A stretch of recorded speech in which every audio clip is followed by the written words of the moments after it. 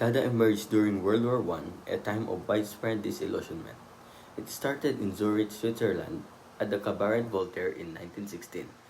The movement was spearheaded by artists like Tristan Tzara, Hugo Ball, and Hans Arp, who were frustrated by the senselessness of war and the values of society that led to it. Dada was not just an art movement, it was an anti art movement. It rejected logic, reason, and tradition, embracing absurdity, spontaneity, and chaos instead. Dada works often utilize everyday objects, collage, photomontage, and random assemblies. For instance, Marcel Duchamp's fountain, a simple urinal signed Armat, questioned the very definition of art. Humor and satire were central to Dada. Artists used these tools to mock political systems, bourgeois culture, and even the art world itself.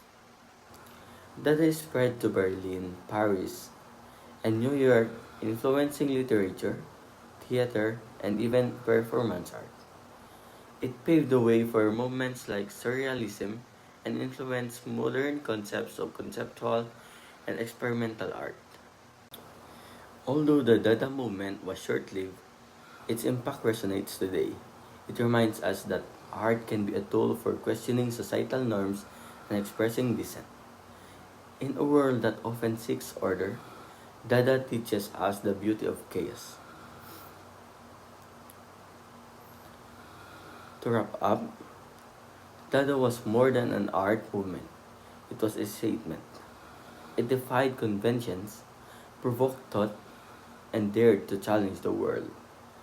Thank you for joining me on this journey into the fascinating world of Dada. Thank you very much.